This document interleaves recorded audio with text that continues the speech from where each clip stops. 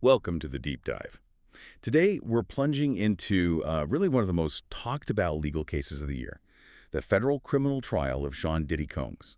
Our mission for this deep dive is to unpack the complex verdict, understand the charges, and explore the far-reaching implications, giving you a comprehensive understanding of what just happened. Yeah, absolutely. We've been watching weeks of pretty intense testimony, the intricate details of the charges, and then that jury's final decision on Wednesday, July 2, 2025, right there in Manhattan Federal Court. You've probably seen the headlines, but we're going to try and go beyond them, really dig into the nuance of what actually transpired. Okay, let's unpack this. The legal saga for Sean Combs.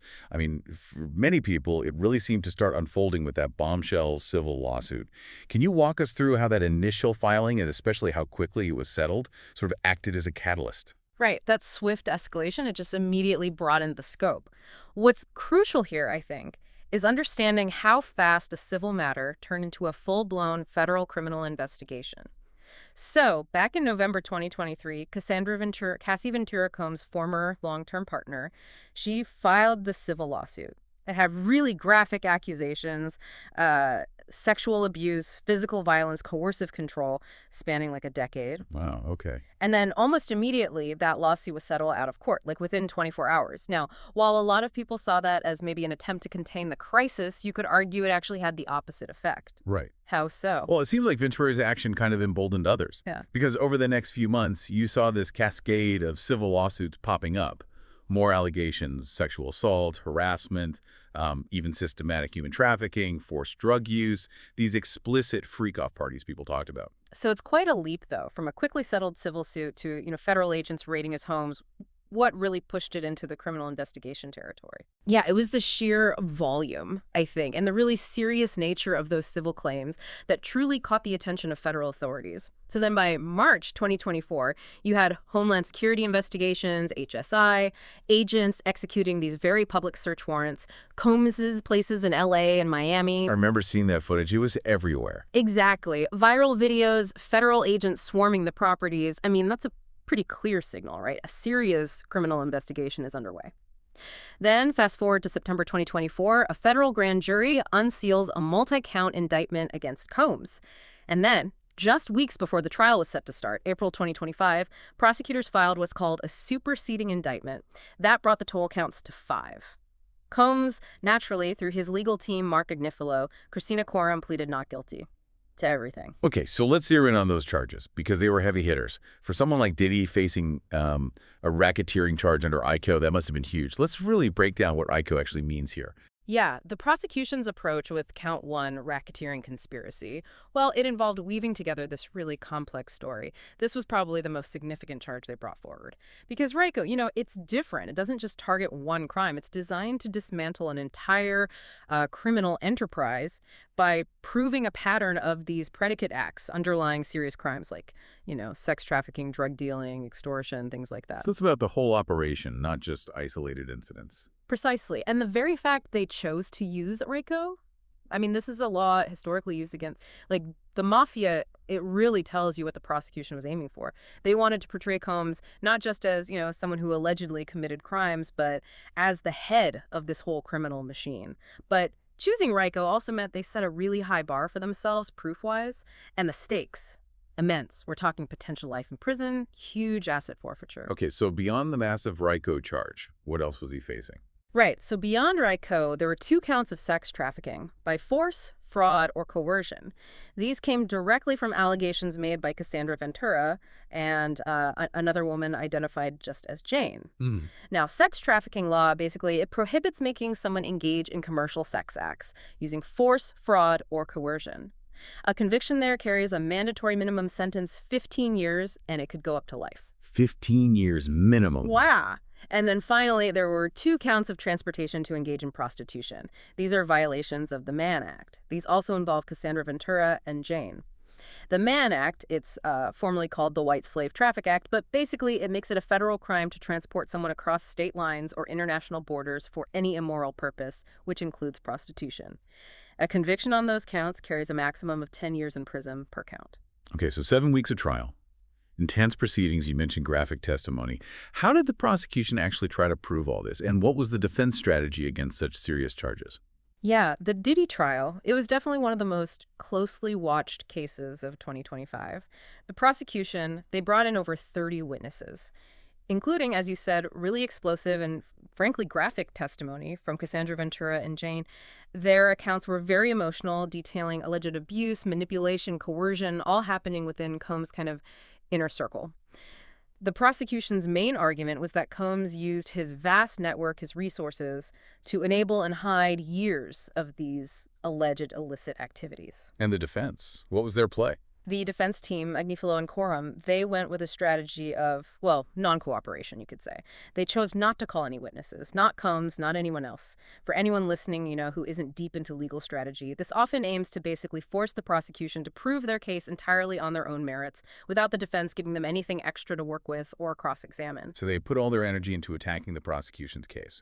Exactly. They focused heavily on aggressive cross-examinations of the prosecution witnesses. They were trying to discredit the testimony, point out any inconsistencies they could find, and basically paint a picture that maybe these were consensual activities or recreational drug use that got twisted or misrepresented. Their core argument, repeated throughout, was simple. The prosecution just hadn't met that incredibly high standard of beyond a reasonable doubt needed for a criminal conviction. Okay, so after all that, more than 2 days of deliberation, the jury comes back, July 2nd, 2025. And it's reported as a partial verdict. Beware. What does that actually mean for you, our listener, and what was the final breakdown from the jury? Yeah, the journey to that verdict wasn't totally straightforward for the jury, it seems. A partial verdict, or sometimes called a split verdict. It just means they reached a unanimous decision on some of the counts, but maybe not all initially. In this specific case, reports suggested they had some difficulty, particularly with the complex Argio charge, but ultimately they did reach a consensus on all 5 counts. And the results were striking. Combs was acquitted, found not guilty on count 1, the big racketeering conspiracy charge. That's huge for him. Absolutely massive. Also not guilty on count 2, sex trafficking involving Cassandra Ventura, and count 4, sex trafficking involving Jane.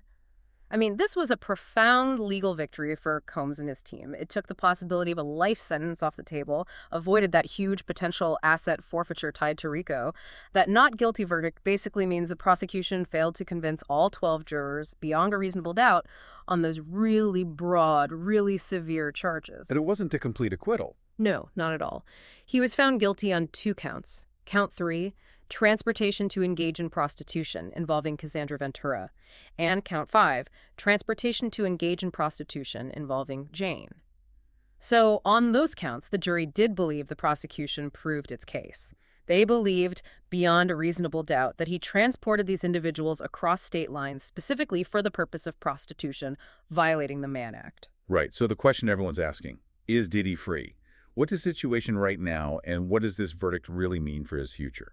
Yeah, his legal status changed dramatically right after that verdict. Reports said Combs showed, visible relief in the courtroom, which makes sense. Before the trial, remember, he'd been denied bail. There were concerns about witness tampering. So he was actually being held at the Metropolitan Detention Center in Brooklyn since his arrest back in September 2024. So was he released immediately after the verdict? Well, his exact status right then, whether he was remanded back into custody or released on bail, pending sentencing, that would have depended on the judge's ruling, Judge Arun Subramanian, right at that moment. But even if he was released on bail, let's be clear, he's definitely not free from the judgment or the sentence that's coming. Okay, so the focus shifts to sentencing now. Exactly. That's the next major step. Judge Subramanian will set a date for the sentencing hearing. For each of those Mann Act convictions, the maximum sentence is 10 years in prison. Importantly, there's no mandatory minimum sentence for the Mann Act. So the judge has a lot of discretion. A fair amount, yes. The judge will look at the federal sentencing guidelines. Combs' lack of prior criminal history is relevant, but also the specific details of these crimes that came out in the trial. The judge has to decide, how much jail time Diddy will actually get within that 0 to 10-year range for each count. And crucially, whether those sentences will run concurrently at the same time or consecutively, one after the other. Which could mean up to 20 years, potentially. Potentially, yes, if served consecutively at the maximum. Though that might be unlikely, it's technically possible. And this is really critical to remember. The criminal verdict doesn't end things. Not by a long shot. There are still numerous civil lawsuits pending against Combs. Right, those cases that sort of started it all. Exactly. And civil cases operate under a different, lower burden of proof. It's called preponderance of the evidence, basically meaning more likely than not. It's much lower than beyond a reasonable doubt. So even though he was acquitted of criminal sex trafficking, civil lawsuits alleging similar conduct can and almost certainly will proceed. And those could lead to significant monetary damages, regardless of the criminal outcome. Yeah, that makes sense. This whole case just captivated everyone, didn't it? Media outlets, constant coverage. What does this deep dive really tell us about maybe the justice system itself, public perception, and holding powerful people accountable? It really does highlight some complex issues when you step back and look at the bigger picture. First, definitely the burden of proof. This split verdict, it just throws into sharp relief that huge difference between, widespread public allegations fueled by lots of civil suits and what it actually takes to prove a criminal case, especially complex ones like RICO, beyond a reasonable doubt against a well-defended individual. It's a real lesson in those different standards. Yeah, the legal bar is just so high. It really is. Second, there's that potential disconnect between public perception and the legal outcome. Public opinion gets shaped by all the allegations, the headlines, the civil cases, but a criminal jury has very specific rules and evidence they have to follow, so the verdict might not line up with what many people believe happened. And third, power and accountability. The trial really put under a microscope the extent to which really powerful figures like Sean Combs, immense wealth, influence, huge networks, can they be held accountable for things allegedly happening within those networks? I think the very fact that he was subjected to such a public criminal trial, regardless of the mixed verdict, is pretty significant in itself.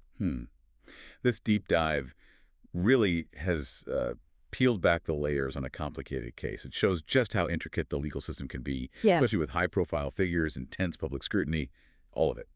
That verdict on July 2nd, 2025, it's definitely a pivotal moment. But it's clearly not the final chapter in Sean Diddy Combs' legal story.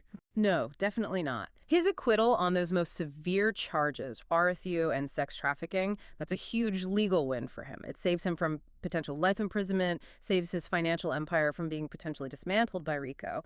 But those two guilty verdicts on the Mann Act counts, they're serious felonies. He is facing a significant prison sentence. And like you said, beyond the criminal side, all those civil lawsuits are still there, looming, promising more legal fights, more public attention for, likely, years. Yeah, the case of Sean Diddy Combs, it's become this really compelling and often, frankly, disturbing story. It kind of encapsulates so many complex themes: fame, power, alleged abuse, accountability, all playing out right now in the 21st century. So for you, our listener, maybe here's something to think about as we wrap up. How might those different burdens of proof, the high bar in criminal court versus the lower bar in civil court, continue to shape the narrative? And maybe even the legacy of figures like Sean Combs long after the criminal courts have had their say.